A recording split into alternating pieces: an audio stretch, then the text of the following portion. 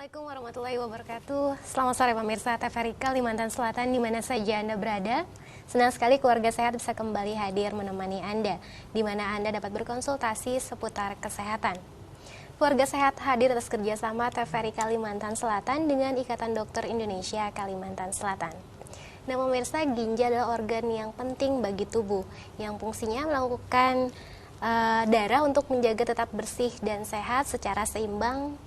Nah, apa jadinya apabila ginjal kita mengalami gangguan? Apa sajakah gejala-gejala yang akan Anda alami ketika gangguan ginjal? Untuk itu studio kami telah hadir narasumber yang tentunya sudah tidak asing lagi bagi Anda pemirsa yang ada di rumah, yaitu Dr. Muhammad Rudiansah MKes SPPD. Selamat sore Dr. Rudiansah. Selamat sore Mbak Putri. Ya, sehat ya dok ya? Alhamdulillah. Ya. Senang saya bisa kembali hadir di keluarga sehat. Hari ini kita akan membahas mengenai how to save our kidney ya dok. Iya. Ya. Tapi sebelumnya seperti biasa kita undang dulu para pemirsa dokter. Iya. Ya pemirsa, seperti biasa bagi Anda yang ikut berpartisipasi bersama kami di 3272207 dan luar kota Banjarmasin 0511 3272208 dengan membahas hari ini yaitu mengenai ginjal.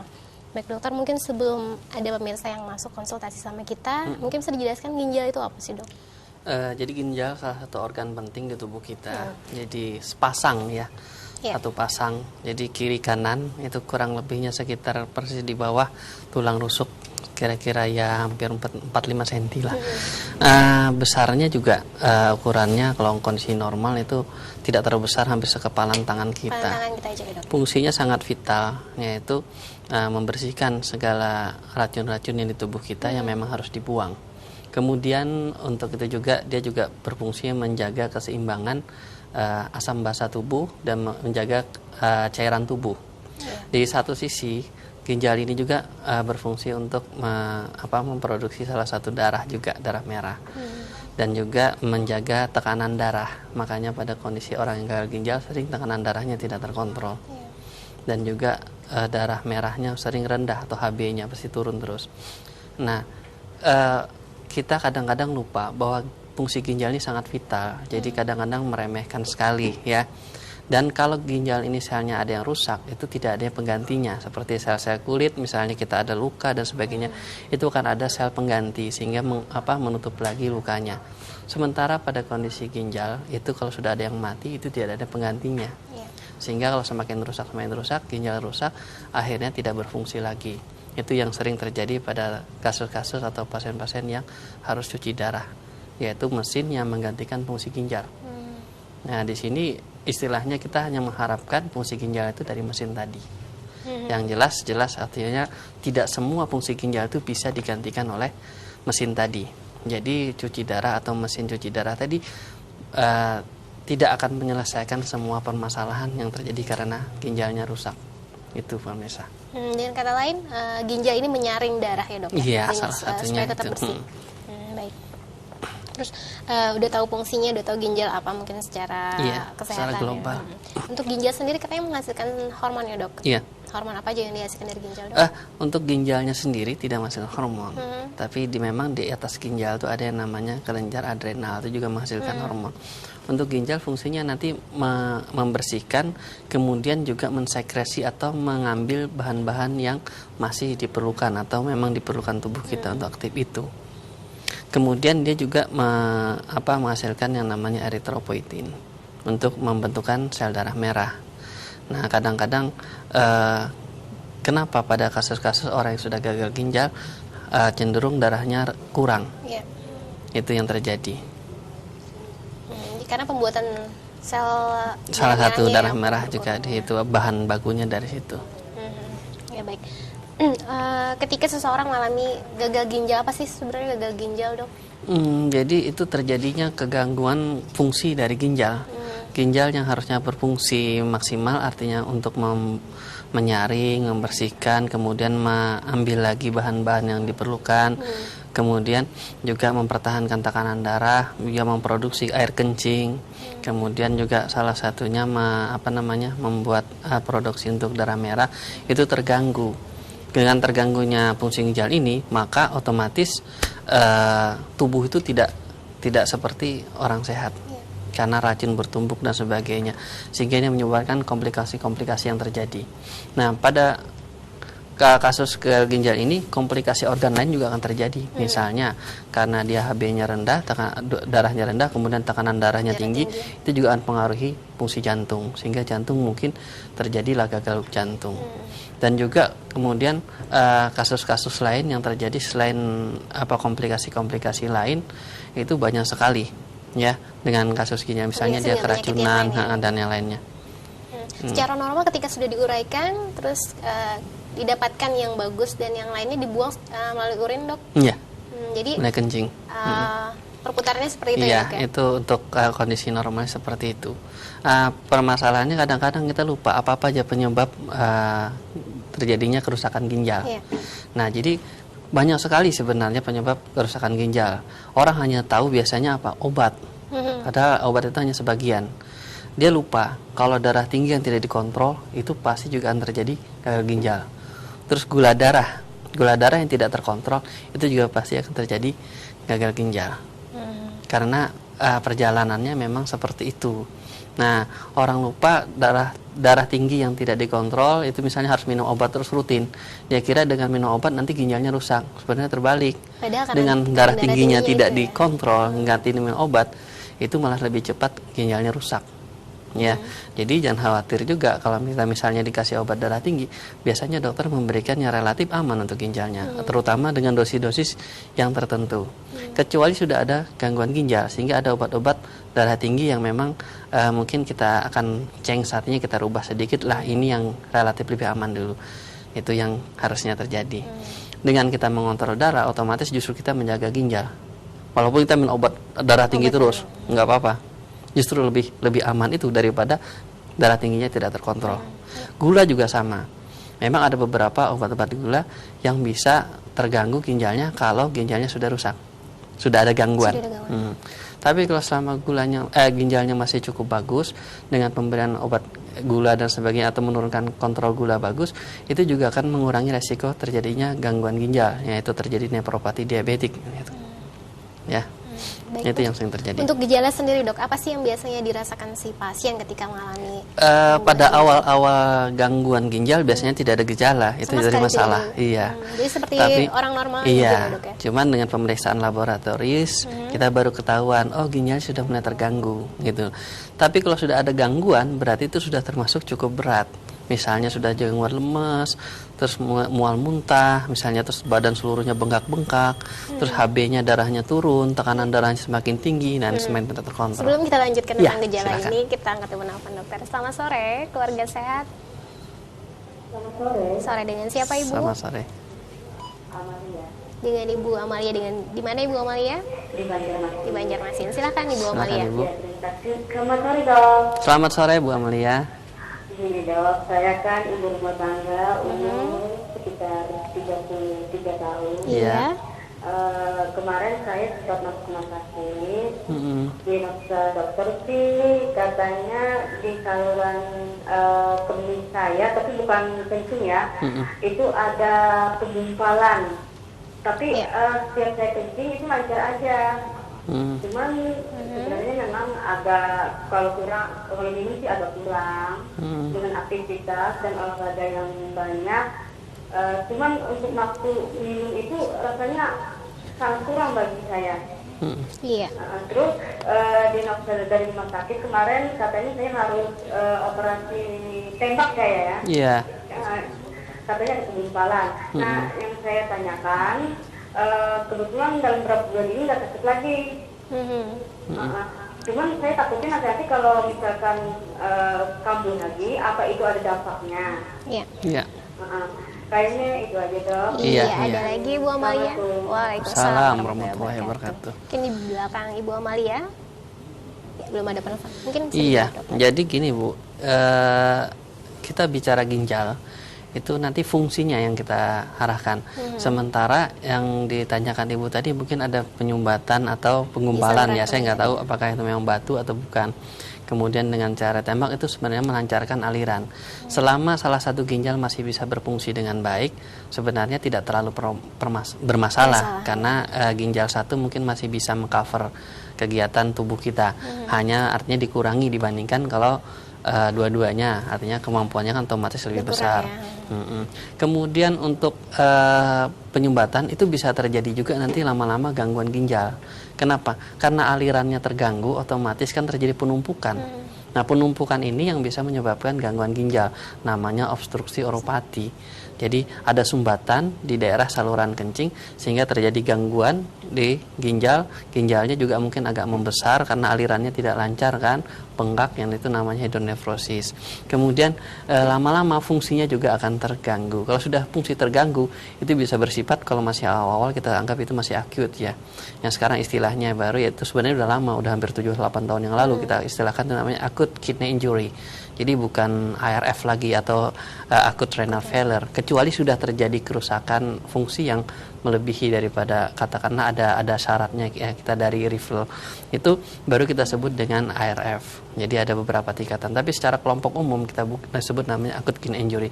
Ini mungkin masih bisa reversible, bisa kembali lagi ke normal. Artinya dengan cara sumbatan tadi kita hilangkan, misalnya tadi dengan ditembak dan sebagainya, atau misalnya dialirkan air kencingnya lewat ginjal, yaitu dengan cara dokter bedah urologi biasanya mengerjakan dengan nefrostomi, keluarlah sehingga bengkaknya mengempes, aliran kencingnya keluar sendiri. Itu akan membuat kembali lagi fungsi ginjal jadi normal selama fungsi-fungsi ginjalnya masih bisa reversible, masih bisa kembali normal. Tapi kalau sudah terlalu lama, lebih dari 3 bulan, itu sudah termasuk memang kronik. Ya, kalau sudah kronik, namanya chronic kidney disease atau penyakit ginjal kronis, itu memang untuk kembali ke normal agak sulit. Biasanya masih ada sisa-sisa minimal, artinya racun yang terbuang itu tidak sempurna full, artinya dari normal paling juga naik mungkin sekitar 2 kreatininnya dan sebagainya. Itu Ibu. Jadi selama fungsi ginjal masih bagus, insya Allah kembali normal seperti biasa selama alirannya lancar kembali. Tapi kalau sudah terlalu lama, akhirnya ginjalnya mungkin yang satu ya, salah satu rusak ya sudah, akhirnya cuma satu biji ginjal yang berfungsi. Saya pernah punya pengalaman juga, ada teman sejawat juga, itu sampai sebenarnya ginjal masih bagus, tapi karena ada tumor dan sebagainya, akhirnya diambil satu ginjal, akhirnya hidup dengan satu ginjal, nggak masalah, nggak apa-apa. Akhirnya dia juga berjaga, artinya berjaga supaya ginjal satu tidak apa-apa. Untuk cangkok ginjal juga yang terjadi adalah menanamkan ginjal baru tadi orang luar, satu biji ke dalam tubuh kita. Ginjal yang ada dibiarkan, kan udah nggak berfungsi. Kita kembalikan alirannya melalui ginjal yang baru. Itu yang terjadi untuk cangkok ginjal. Ya, untuk kasus Ibu Amalia sendiri katanya kurang minum, benar nggak sih berpengaruh dengan ginjal, Dok? Sangat berpengaruh sekali. Kenapa? Karena tadi ginjalnya kekurangan cairan, itu artinya juga dia terjadi kekurangan cairan di ginjalnya sendiri, sehingga dia bekerja untuk memproduksi urin itu juga terganggu. Nah, ini juga akan menyebabkan gangguan ginjal, acute kidney injury namanya. Itu biasanya terjadi karena kekurangan cairan, dehidrasi, atau perdarahan yang banyak sehingga HB atau volume darahnya kurang yang harus ditransfusi secepatnya. Kemudian juga karena karena penyakit jantung yang lama, yang sering sesak napas, menggah-menggeh gitu ya, artinya kalau misalnya jalan kakinya bengkak dan sebagainya, itu juga akan terjadi yang namanya gangguan ginjal akut. Jadi acute kidney injury. Atau kasus-kasus lain, misalnya juga pemberian obat-obatan yang sifatnya berpengaruh ke penyempitan dari aliran ke ginjal, sehingga cairan yang masuk ke ginjal kurang. Nah, salah satunya sebenarnya ada juga beberapa obat-obat yang sifatnya seperti itu. Gitu loh. Tapi katanya ketika sudah terserang penyakit ginjal malah nggak boleh terlalu banyak minum, benar nggak sih, Dok? Ya, jadi kalau sudah terganggu ginjalnya, otomatis dia akan memproduksi kencingnya berkurang. Nah, dengan caranya berkurang ini tadi, pembuangan kencing berkurang, otomatis kalau memasuknya semakin banyak, tertumpuk di tubuh, terjadi bengkak-bengkak seluruh tubuh. Itu yang dihindari. Jadi kalau sudah terganggu, kalau sudah gagal ginjal kronik, itu memang minumnya dikurangi. Tapi kalau masih akut, dan kebetulan akutnya ini karena kekurangan cairan, ya, misalnya karena HB-nya rendah sebagainya, itu justru kita kasih cairan. Atau mungkin karena kencingnya yang terganggu, kita kasih cairan, terus kita paksa untuk mengeluarkan kencing. Iya, baik. Kita angkat lagi penelpon selanjutnya, Dok. Ya, silakan. Ya, halo, selamat sore, keluarga sehat. Iya, sayang sekali terputus. Mungkin bisa coba lagi. Iya. Jadi salah satu kita bagaimana kita menyelamatkan ginjal tadi, dengan kondisi sekarang masih normal, kita harus minum yang cukup. Dengan cara juga kita mengawasi produk kencingnya tadi, jumlah kencing yang keluar kita perhatikanlah minimal. Jadi jangan hanya kencing terus ya biar ya. Tapi minimal kita tahu seberapa banyak rata-rata saya kencing. Kira-kira ada nggak 1 liter lebih, ada nggak? Hingga minumnya juga disesuaikan. Dan harus cukup. diukur ya itu ya kalau sudah. Iya, kalau sudah ada gangguan memang kita harus bisa mengukur berapa jumlah kencing. Kalau sudah terjadi pengurangan kencing kira-kira sekitar 0,5 cc misalnya per jam, ya per jam, kemudian selama dengan berat badan per kilogram berat badan itu tinggal hitung-hitung aja. Ya mungkinlah rata-rata sekitar 500 kurang dari 500 berarti sudah ada gangguan. Itu harus segera secepatnya diperiksakan. Periksakan ya dokter ya. Baik, kita angkat lagi telepon selanjutnya. Selamat sore. Iya.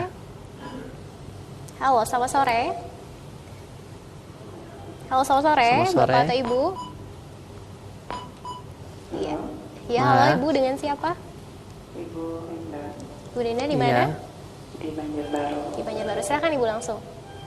Gini ya dok, kira-kira kalau penyakit ginjal itu sekitar umur berapa ya rentannya kita kena? Iya. Kemudian apakah itu berasal dari gaya hidup kita atau pola makan kita sebelumnya? Iya. Jadi kita mendapatkan penyakit seperti itu. Gitu. Ya. Ya, ada lagi. Demikian, itu aja Ibu Endang. makasih. Iya, terima sama-sama, kasih makasih Bu Endang. Di belakang Ibu Endang. Selamat sore. Selamat sore. Selamat sore. Selamat sore, dengan siapa Mas? Dani Banjarmasin. Dani Banjarmasin. Silakan Iya, Mas Dani. silakan. Begini dok, seperti kita ginjal ini artinya penyakit yang dapat dikatakan mematikan itu. Iya. Iya. Dan kematian yang tinggi lah akibat. Juga pengobatannya begitu mahal lah. Jadi Iya. masyarakat yang kurang mampu tentunya pasrah saja. Cuma yang ingin saya tanyakan bagaimana mengantisipasi gitu. Iya. Artinya sebelum terjadi itu kita harus bagaimana menjaga baik itu makanan Iya. dan lain-lain. Jadi yang kedua itu kadang-kadang dok kita di dalam hidup ini kadang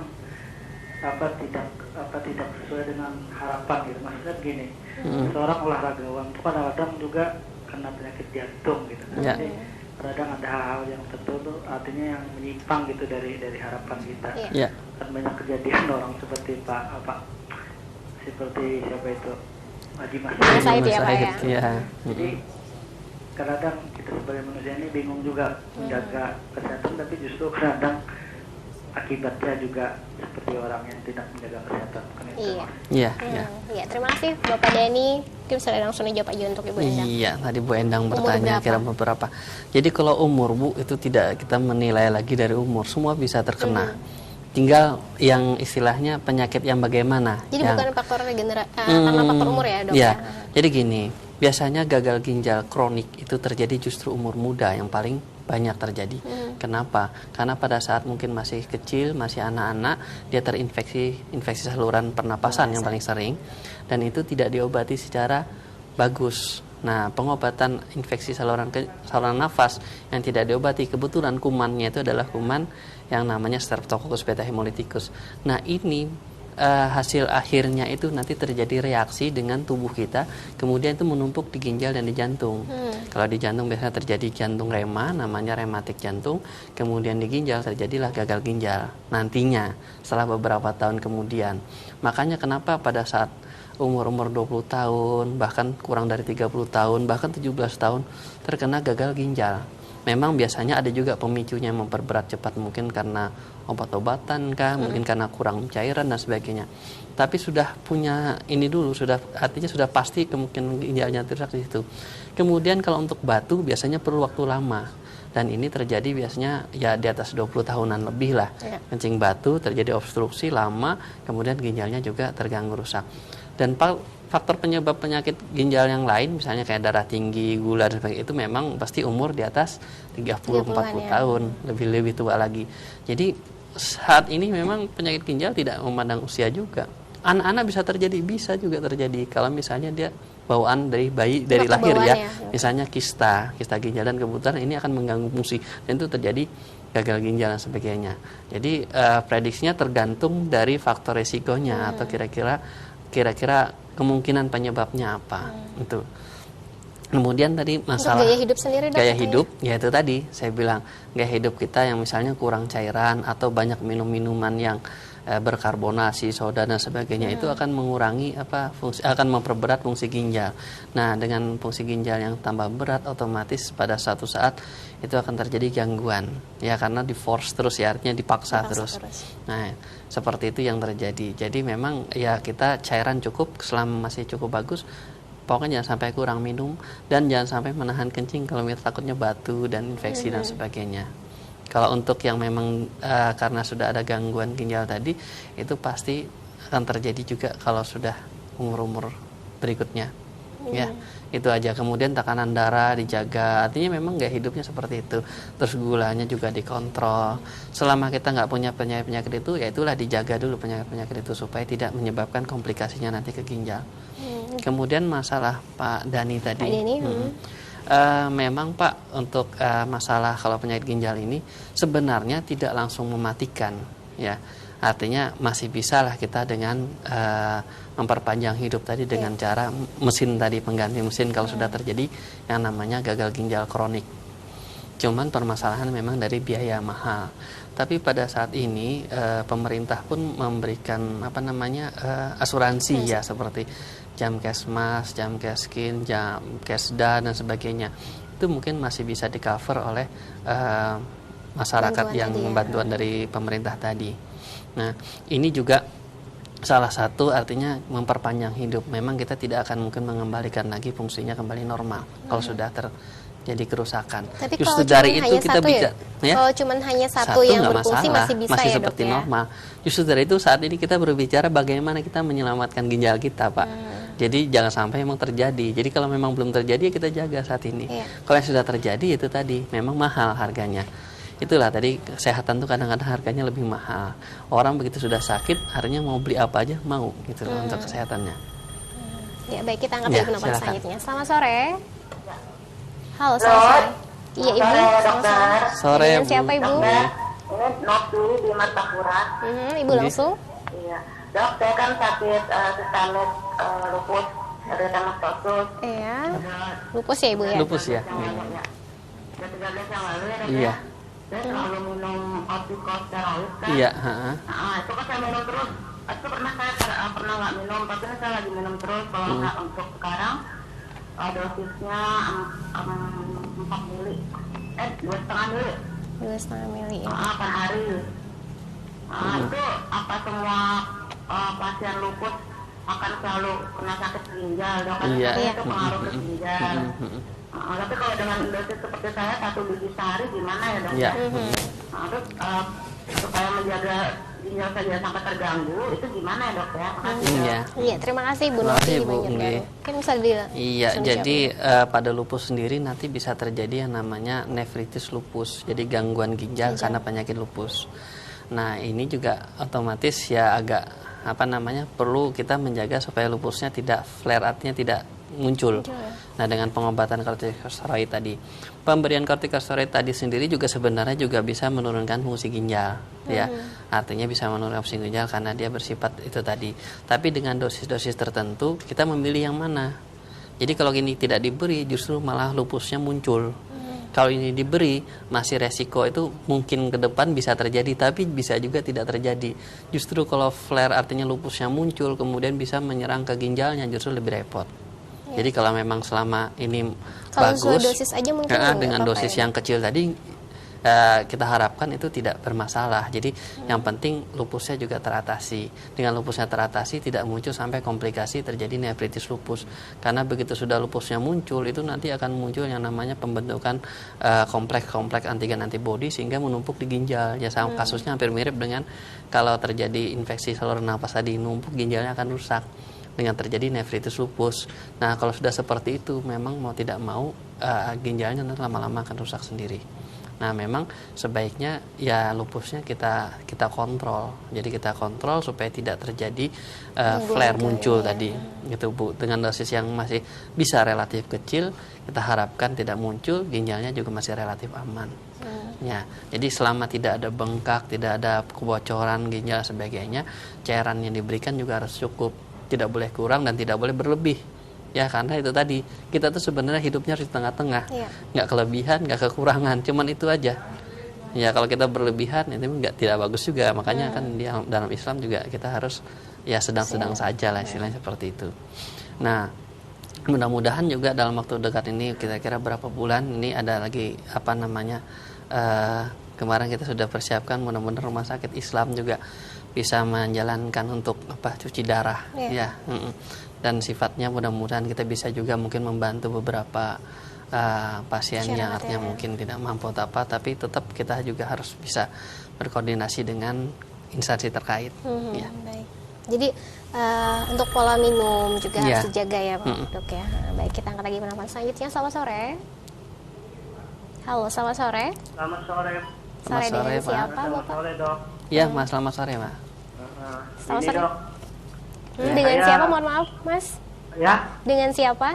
Sarudin Banjarmasin. Sarudin Oh Banjarmasin, Pak silakan. Sarudin, Mas. silakan Pak. Ini dok, 2 tahun lebih ini kan saya mempunyai penyakit batu ginjal. Iya. Tadinya ada sekitar 3 kalau nggak salah itu. 3 biji lah. Nah, terus sampai sekarang tuh ada 2 yang keluar sudah. Iya. Keluar itu saya ini aja dok, terapi sendiri dengan banyak minum air putih, terus minum obat yang murah-murahan lah, seperti kayak kejibeling itu. Soalnya kan disarankan dari rumah sakit waktu itu disuruh operasi ke Surabaya, ke Jakarta kan melalui laser itu. Ya terus terang aja saya nggak mampu kan, nggak mampu. Jadi 1 biji ini lagi masih ada, saya juga masih merasa sakit di bagian belakang kan, di pinggang lah. Nah saya takutkan itu nanti anggap saja lah yang 1 biji ini lagi belum keluar terus. Nah efeknya itu apakah nanti ada penyakit lain lagi atau merusak ginjal saya? Ini kan misalkan saya nggak keluar-keluar nih ya dok ya. Nah itu yang saya takutkan dok. Itu aja dok, makasih ya dok. Terima kasih Pak Sarudin. Oke dok, maaf. Silakan. Minuman yang pantangannya itu loh dok. Saya ada lagi Pak Sarudin? Yang harus dijaga lah. Baik Pak Sarudin. Terima kasih Pak Sarudin. Langsung aja mungkin dijawab dok. Iya, jadi kalau batu tadi memang agak susah ya. Jadi kadang gini, kondisi tadi obstruksi tadi saya bilang kalau terjadi sumbatan itu akan mengganggu ginjal. Tapi batu yang didiamkan di situ juga kadang-kadang tidak baiknya sering kan melukain bagian ginjal sehingga terjadi peradangan, terjadi infeksi kadang-kadang. Nah dengan adanya infeksi lama, peradangan sebagainya itu juga akan bisa mengganggu fungsi ginjal, akan merusak sel-sel ginjal yang ada. Nah ini juga harus kita pahami ya. Jadi kalau bisa memang kita buang semua. Dan sebenarnya kita juga tidak tahu pasti apakah memang 3 aja yang kelihatan. Bisa saja pada saat pemeriksaan USG, foto dan sebagainya itu justru sebenarnya lebih daripada 3 bisa Pak. Atau mungkin ada kecil-kecil dan sebagainya, mungkin juga sudah keluar sampai kita nggak tahu. Ya memang kalau sudah terjadi batu artinya kita berusaha untuk mengeluarkan. Nah misalnya tadi Bapak sudah bisa keluar 2 bisa katakan begitu. Nah mungkin masih ada 1, yang 1 mungkin besar dengan pemberian kaca beling dan sebagainya kok nggak mengecil-ngecil. Nah ini bisa dipahami juga karena itu juga bisa terjadi pembentukan terutama misalnya batu oksalat. Sementara kita pahami batu oksalat bisa kita cegah dengan cara pemberian jeruk nipis. Karena jeruk nipis itu tinggi kandungan sitratnya. Udah teliti. Jadi sitrat yang tinggi ini nanti bersaing dengan oksalat tadi untuk mengikat dengan kalsium. Nah, kalsium yang terikat oleh sitrat tadi akan larut air sehingga bisa dibuang lewat kencing. Minumnya juga harus banyak gitu loh. Sedangkan kalau oksalat sama kalsium bertemu itu jadi kristal, jadi batu. Begitu jadi batu, terbentuklah lagi batunya. Itu yang bisa terjadi. Makanya dihindari juga minum yang kurang, ya kemudian makanan-makanan yang banyak mengandung oksalat. Nah, di sini kita bisa pemberian dengan jeruk nipis 2 butir ya, yang kurang lebih sekitar ukurannya 4 cm diameternya. Jadi kita ngukurnya gitu kenapa? Karena kandungan sitratnya yang cukup maksimal lah dan juga artinya cukup tinggi. Kemudian dibikin minuman ya. Diperas dan ya, diperas, demikian minuman, ya artinya terserah mau tambah apa, mungkin supaya mengurangi asamnya, apa mungkin tambah madu kah, atau mungkin yang nggak punya kencing manis pakai gula, silahkan ya, asal mengurangi. Dan itu diminum biasanya malam, mungkin habis makan malam ya, dengan kira-kira ya perut jangan kosong lah, karena kan sifat asam tadi tetap bagaimanapun akan mengganggu mungkin perutnya. Nah ini tujuannya pada saat kita tidur kan dia bekerja di situ, karena pada kita tidur biasanya kan cenderung air kencing itu kan terdiam, tertandak di situ, artinya orang Banjar bilang tertandak akhirnya karena numpuk, nah gitu loh. Jadi itu yang kita jaga seperti itu, sehingga pagi-pagi kita kencing itu dia akan larut terbuang dengan air kencing ya, Dok. Iya, mencegah supaya tidak terjadi yang namanya kandungan kalsium oksalat tadi atau kristal tadi. Itu salah satu pencegahan. Kemudian makanan minuman, sebenarnya prinsipnya tadi Pak sudah kita jelaskan. Selama kita tidak berlebihan, artinya berkecukupan, minumnya juga cukup, tidak kekurangan. Ya, kemudian makan juga tidak berlebihan, tidak menimbulkan yang namanya oksalat yang tinggi, asam urat yang tinggi dan sebagainya. Itu tidak akan terjadi, itu aja. Nah, kemudian tadi Bapak tentang yang olahraga berlebihan kok tetap juga karena ya memang itu tadi biasanya sudah ada faktor-faktor resiko, artinya orang itu sudah membawa tinggal pemicunya aja lagi, gitu. Mungkin terlalu berlebihan olahraganya juga bisa menyebabkan penyakit itu tadi ya, Dok. Ya, karena tadi sesuai kondisi tadi, tubuh kita itu kan punya kemampuan, punya alarm namanya. Jadi begitu tubuh kita kelebihan beban dan sebagainya, alarm itu akan tampak. Saya kok rasa nggak enak ya. Nah berarti itu sudah artinya kita perlu istirahat. Misalnya olahraga yang berlebihan banget ya, misalnya kita merasa masih mampu, masih cukup, tapi sebenarnya untuk kondisi saat itu sudah terlalu berlebihan. Kita harus hindari. Apalagi dengan olahraga yang penuh dengan kompetisi ya, seperti mungkin main bola, main bulu tangkis dan sebagainya, tenis dan sebagainya, itu akan memperberat stresnya semakin tinggi. Kalau kalah mesti artinya mangkal ya, stres dan sebagainya. Itu juga akan memperberat terjadinya faktor-faktor resiko tadi. Jadi bukan pure olahraga ya, Dok, malahan. Kadang-kadang seperti itu. Kemudian juga olahraga yang tidak ritmis pada usia-usia di atas 40 tahun, misalnya olahraganya ya artinya mendadak sebentar istirahat, sebenarnya bulu tangkis itu sebenarnya untuk kondisi yang turnamen pertandingan sebagainya umur 40 tahun ke atas sebenarnya sudah cukup bisa dihindari karena resikonya masih juga cukup tinggi. Lain kalau memang sudah terbiasa latihan dan sebagainya nggak apa-apa. Baik, Dokter, mungkin sudah menjawab pertanyaan tadi, Dok ya. Kembali lagi, Dok, untuk gejala tingkatan dulu deh, Dok. Ginjalnya ada berapa tingkatannya sih, Dok? Ya, jadi kalau sudah gagal ginjal kronik itu ada 5 tingkatan ya. Ini sesuai dengan perhitungan kurang lebihnya fungsi ginjalnya. Jadi fungsi ginjalnya seberapa itu sudah kita bagi dalam 5 tingkat. Ya? Nah, artinya kalau yang paling berat ya tingkat 5, yang paling ringan ya tingkat 1. Dengan cara menghitung fungsi dari pembersihan ginjal tadi. Nah, memang yang biasa kita hitung adalah kreatinin. Sebenarnya kreatinin ini yang ada dari tubuh. Aslinya kita konversikan dari inulin, ya kan? Nah, dari inulin.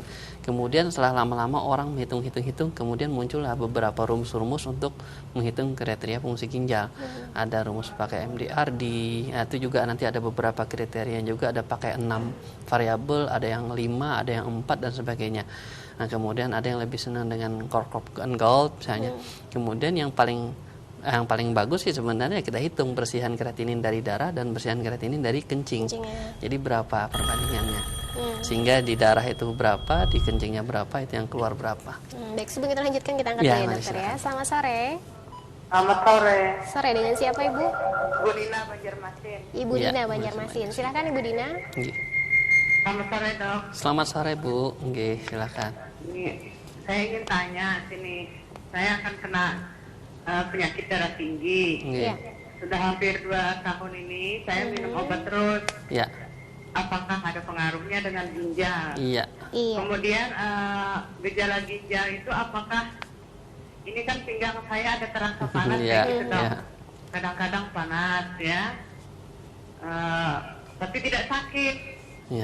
Kencingnya lancar aja. Nah, apakah misalnya minum obat yang darah tinggi berpengaruh ginjal ya? Ada pengaruhnya terhadap ginjal saya? Nah, itu aja, Dok. Makasih. Terima kasih, Bu Dina. Makasih, Bu Dina. Di belakang Ibu Dina, selamat sore. Iya, selamat sore.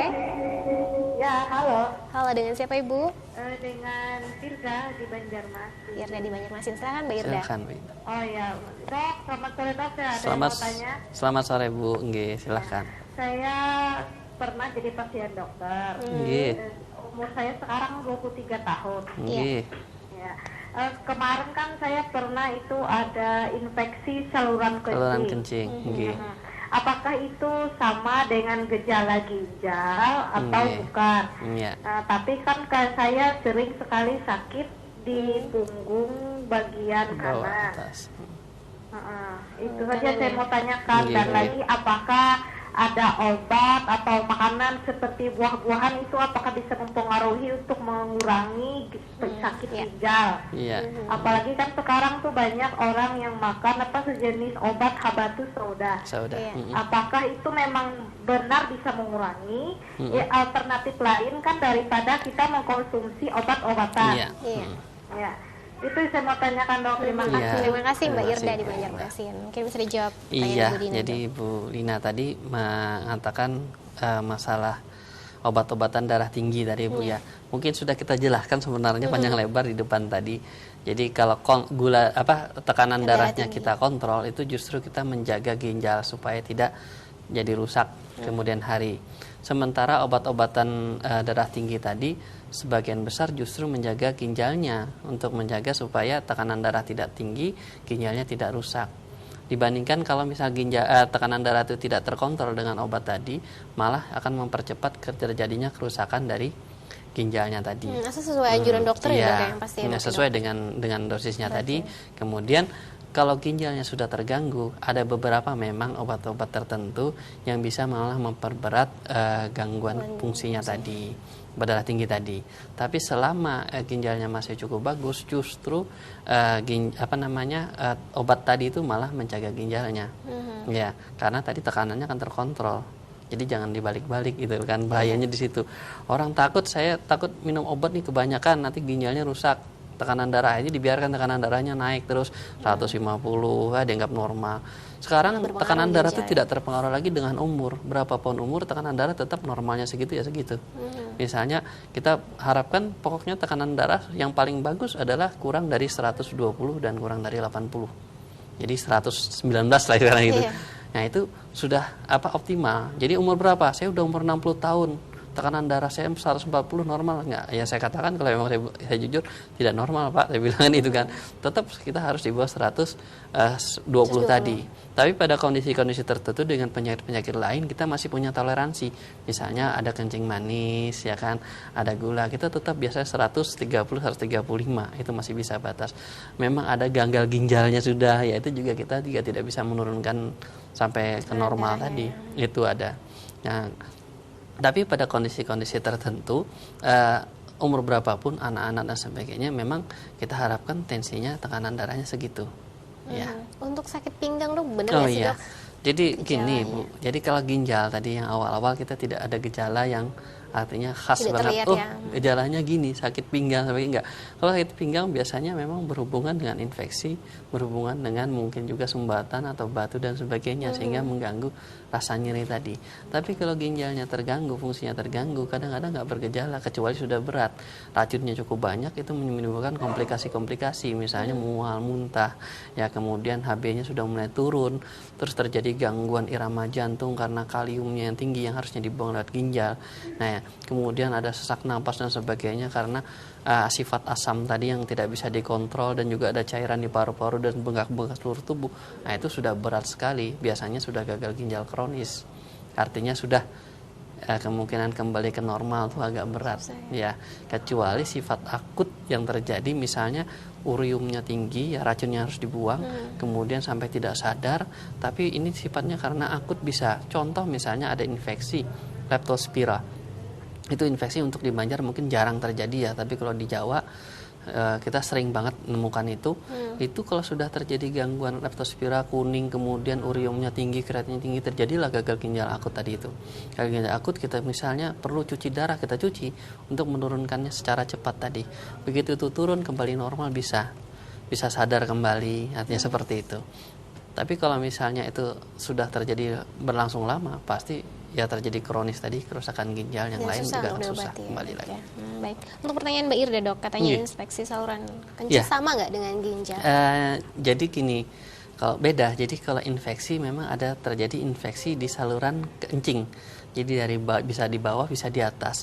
Nah, kita bagi juga antara yang berkomplikasi dan yang tidak berkomplikasi.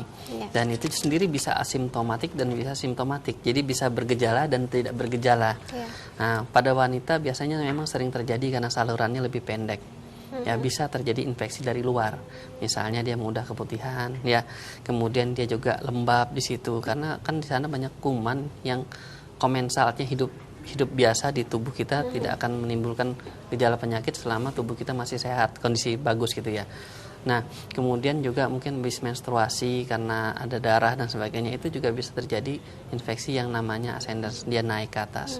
Nah, ini terjadi infeksi, kemudian itu akan mengganggu saluran kencing, kadang-kadang nyeri pinggangnya, kadang-kadang panas daerah belakang, kadang-kadang cuman gangguan seperti orang mual, muntah, sakit kepala, kadang-kadang meriang-meriang dan sebagainya. Itu bisa terjadi.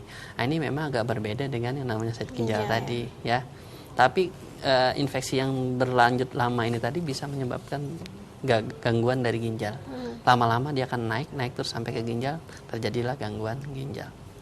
Antisipasi awal gimana, Dok, untuk infeksi tadi ya? Kalau infeksi ya kita jelas menjaga kebersihan tadi, ya, tidak lembab. Terus kalau misalnya pakai pembalut juga mungkin sering diganti, ya. Jangan terlalu juga dibalut terus airnya lembab kan, berkeringat dan sebagainya, itu juga bahaya di situ. Kemudian yang jelas lagi adalah jangan menahan kencing, salah satunya, karena racun-racun dan sebagainya itu bisa juga numpuk. Ya, Dok, ya. Baik, Dok. Ya, kita balik lagi ke ginjal. Untuk pemeriksaan ginjal sendiri apa aja, Dok, yang bisa dilakukan? Jadi kayak di tempat kita itu yang paling sederhana dengan pemeriksaan darah. Bisa kita periksa darah. Ya sebenarnya paling sederhana banget adalah pemeriksaan air kencing. Jadi dengan kita memeriksa air kencing, kita bisa tahu apa-apa aja yang terjadi di kencing tadi. Itu makanya pemeriksaan kencing itu tidak dianggap remeh gitu sebenarnya. Kemudian yang lebih canggih lagi untuk pemeriksaan kencing, kita bisa nanti kalau misalnya ada terjadi darah yang keluar di situ, namanya eritrosit, ya sedimen, kita bisa menilai apakah ini dari bagian ginjal glomerulus atau di luar dari itu. Dengan cara kita bisa memeriksa ini bentuk sedimen eritrositnya, bentuk yang dismorfik atau yang monomorfik. Jadi isomorfik. Jadi yang mana ini? Oh, ini bisa tahu dah ada gangguan ginjal. Nah, kita bisa memastikan itu. Kemudian yang lebih canggih sedikit ya darah tadi, darah pemeriksaan ureum kreatinin, fungsinya gimana. Kemudian mungkin tambahan dengan elektrolit dan sebagainya. Kemudian meningkat lagi mungkin dengan pemeriksaan langsung ke ginjalnya. Misalnya kita dengan foto BNO IVV misalnya, kita bisa melihat bentuk atau besarnya dari ginjal tadi, ada sumbatan atau tidak. Kemudian lebih canggih lagi kita bisa dengan USG misalnya. Dengan USG kita bisa menilai kira-kira gambaran struktur dari ginjal tadi, apakah sudah terjadi kerusakan atau tidak. Ya, Dok, ketika seorang gagal ginjal. Iya, berbeda kelihatannya. Kemudian meningkat lagi mungkin lebih canggih lagi dengan CT scan misalnya, dengan MRI mungkin lebih tinggi lagi. Nah, sementara kita memang ada untuk penilaian fungsi ginjal dengan cara nuklir, yaitu renogram. Mudah-mudahan di Banjarmasin nanti dalam waktu dekat kita sudah bisa melaksanakan itu, sehingga kita tidak perlu lagi pemeriksaan ke Jawa untuk pemeriksaan itu. Kemudian pemeriksaan darah juga bisa kita nilai dengan cara yang lebih mahal lagi misalnya dengan pemeriksaan sistatin C misalnya. Oh, ini ada kelainan di sistatin C, berarti ini ada arahnya ke gangguan ginjal. Jadi prediktor, jadi kemungkinan ginjalnya nanti rusak. Jadi sebelum ada gangguan fungsi, ureum kreatinin normal, tapi dia sudah punya faktor resiko, misalnya darah tinggi tidak terkontrol, gulanya sudah gangguan, kita periksa misalnya sistatin C ternyata terjadi gangguan, berarti kemungkinan besar bisa terjadi gagal ginjal. Kemudian ada GAL juga, ada pemeriksaan macam-macam, walaupun ini ada beberapa yang masih dalam tahap penelitian, tidak dipublishkan, tidak untuk pemeriksaan umum. Itu yang bisa kita laksanakan. Jadi untuk Banjarmasin dan yang sendiri lebih lengkap ya, Dok, ya? berat lagi ya itu biopsi. Ya mudah-mudahan nanti kita juga bisa sampai untuk melaksanakan sampai mengambil jaringan ginjalnya, seberapa bentuk jaringan ginjal itu nanti, ada kelainannya di mana strukturnya, itu juga bisa diperiksa dengan itu.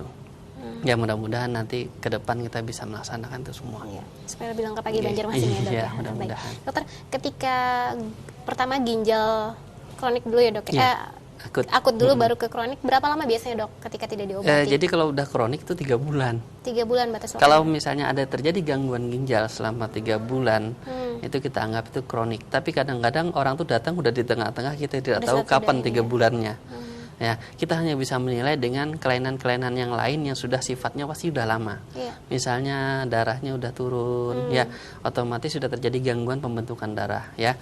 Kemudian tekanan darah yang sudah tidak terkontrol dan sebagainya tinggi terus, mungkin ini juga sudah lama pasti kan, tidak mungkin cepat.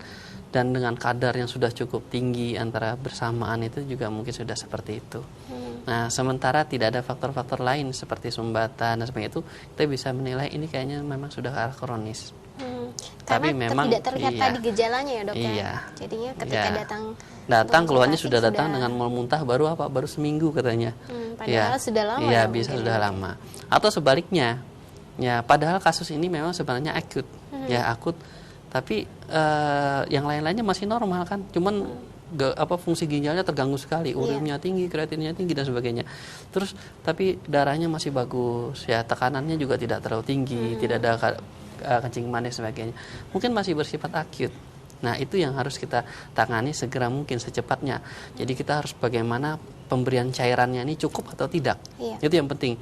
Dan kita juga harus bisa bersikap, jangan setiap orang gagal ginjal, kalau gagal ginjal harus kita kasih pencahar kencing supaya kencingnya kurang gitu. Padahal kebalik, kita harus monitor cairannya masuk dulu. Kalau cairannya kurang, baru kita kasih cairan, baru kita kasih pencahar untuk memaksa dia melewati ginjal tadi, cairan tadi. Nah, itu ada memang beberapa yang harus kita pahami. Artinya tidak semua kita generalisir, ini urinnya tinggi. Terus yang akut pun kita tidak terus langsung menghitung fungsi ginjal dengan cara hitungan tadi, ada juga. Ya, jadi kalau yang akut kita punya kriteria tersendiri, yaitu tadi adanya kenaikan kreatinin 0,5 misalnya dalam waktu yang katakanlah 2 kali 24 jam misalnya, atau yang 72 jam, sesuai tergantung kriterianya. Jadi ada tingkatan-tingkatannya. Jadi yang dari akut kidney injury tadi ada beberapa lagi kriterianya 5 sampai end stage-nya tadi yang sudah gagal ginjal tadi.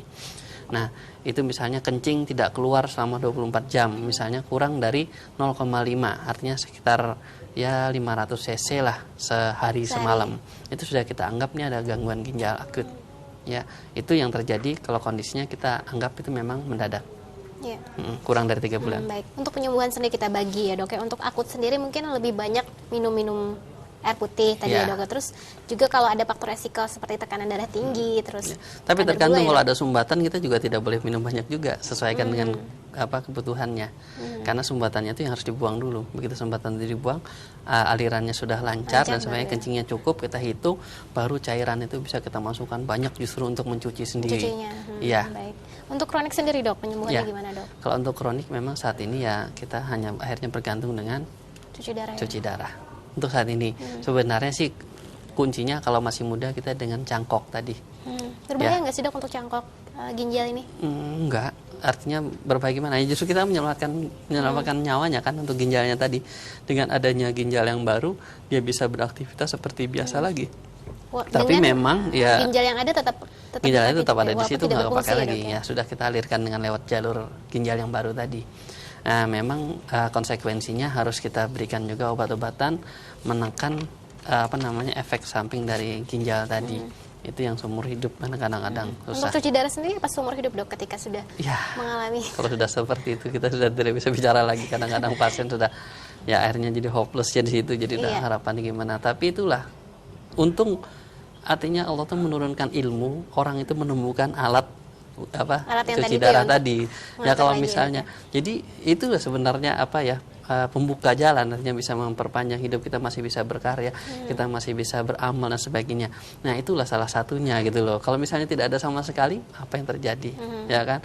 Jadi lewat orang tadi lah mungkin menemukan alat tadi. Baik dok, terakhir dok, apa yang harus dilakukan untuk mencegah terjadi ginjal. Jadi selama kita masih dalam kondisi sehat, saya harapkan ya kita makanan tadi terjaga, artinya sesuaikanlah takarannya, minumnya juga tidak kurang sebagainya. Kemudian ya kita mengurangi yang berlebihan dan artinya tidak apa namanya makanan yang macam-macam, artinya misal pengawet dan sebagainya. Itu kalau bisa agak dihindari. Nah, pada kondisi seperti inilah orang-orang itu kadang-kadang lupa ya dengan keadaan. Jadi pada saat sehat, ya mudah-mudahan kita masih bisa menjaga. Dan kemudian juga kami dari dari para dokter di sini ya menghimbau juga ke masyarakat secepatnya kalau ada gangguan misalnya kok kencingnya semakin kurang dan sebagainya, secepatnya minumnya banyak tapi kok kencingnya kok sedikit, sehari paling 2 gelas misalnya, katakanlah kalau ditakar itu segera langsung diperiksakan, atau jangan sampai menunggu berat, atau paling tidak ada namanya ya medical check up yang rutin, misalnya ya kalau nggak mampu setahun ya 2 tahun atau minimal 3 tahun sekali adalah untuk memeriksakan seperti itu. Jadi adanya kesadaran masyarakat untuk untuk menilai kira-kira kesehatannya bagaimana. Dan juga kami dari Rumah Sakit Ulin misalnya itu sudah menyiapkan juga, artinya ada mesin-mesin untuk cuci darah, misalnya ada beberapa pasien yang memang terganggu akan bisa dilaksanakan di Rumah Sakit Ulin. Kita punya 30 mesin ya. Kemudian juga mudah-mudahan ke depan ini Rumah Sakit Islam juga akan membuka unit channel centernya dengan ya awalnya mungkin 4 mesin juga ya, mudah-mudahan.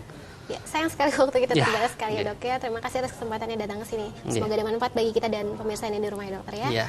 Ya pemirsa, sudah 1 jam kami menemani Anda dalam Keluarga Sehat. Terus jaga kesehatan Anda dan keluarga. Akhir kata kami yang bertugas mengundur diri. Wassalamualaikum warahmatullahi wabarakatuh.